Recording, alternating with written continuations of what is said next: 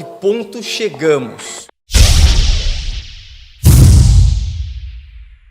O pré-requisito para uma convivência mais respeitosa entre adversários políticos é a igualdade de tratamento entre os candidatos. A inequidade e a injustiça no processo eleitoral levam à discórdia, levam ao ressentimento e, em última instância, contribuem para desencadear episódios de agressão verbal e de agressão física. Ocorre que, infelizmente, o debate público conduzido por uma imprensa excessivamente partidarizada está contaminada pelo duplo padrão e pela falsa equivalência. E aqui na eleição municipal de São Paulo salta aos olhos o esforço do jornalismo militante para influenciar o eleitor ao invés de informá-lo. Por isso, vamos aqui aos fatos. O candidato Pablo Marçal não agrediu ninguém fisicamente durante a sua campanha. Pelo contrário, ele foi vítima de uma injustificada violência televisionada ao vivo.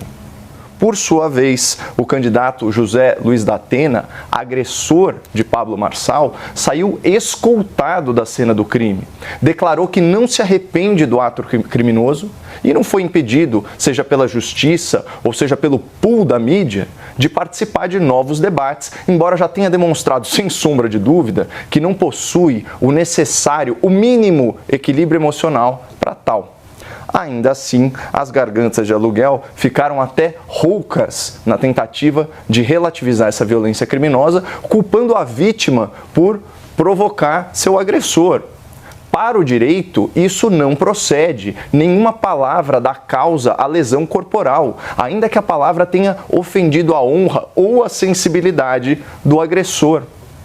Contudo, no episódio mais recente, não foram palavras que precederam a agressão física, mas sim uma outra suposta agressão. Ao ser filmado com um celular pelo assessor do Pablo Marçal, o assessor do Ricardo Nunes agiu fisicamente para interromper essa filmagem e, ato contínuo, levou um soco na cara.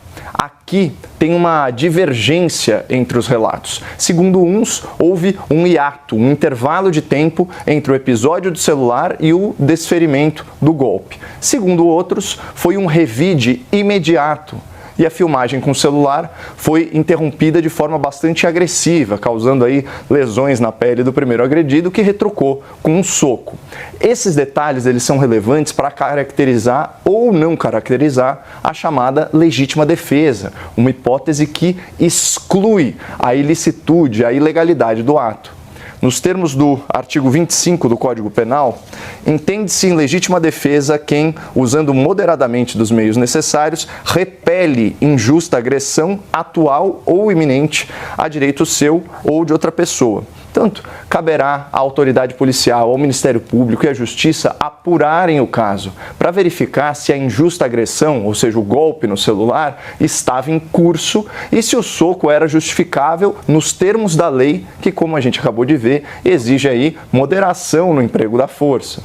De qualquer forma, é importante destacar que, ao contrário da agressão do Da Atena contra Marçal, que é unilateral, antijurídica e injustificável, essa nova agressão entre os assessores é bilateral e requer apuração judicial para atribuição de responsabilidade jurídica. Ou seja, não se trata do mesmo fenômeno, não são situações equivalentes e elas não deveriam ser repercutidas da mesma forma. Mas eu queria chamar a atenção do telespectador para o estopim desse entrevero entre as assessorias das campanhas. A diferença de tratamento entre os candidatos no debate. Quando Pablo Marçal foi reiteradamente ofendido nas falas de outro candidato, o mediador optou por adverti-lo apenas no final da sua fala. Já no caso do Pablo Marçal, esse mesmo mediador fez questão de interromper sua fala para adverti-lo, inclusive interpretando essa frase aqui, nós vamos prender o prefeito por envolvimento com problemas de creche, como se fosse uma fala injuriosa, o que não parece ser o caso. Por que um candidato é interrompido e outro não? E aí, ato contínuo, as advertências ensejaram a expulsão de Marçal e a expulsão motivou o tumulto entre as assessorias. Portanto, eu reforço a minha tese. Uma forma elementar, básica, de conter agressões no processo eleitoral é por meio da isonomia e do combate à impunidade, que é tratar os candidatos da mesma forma e não passar pano para agressores, como é o caso do senhor Datena.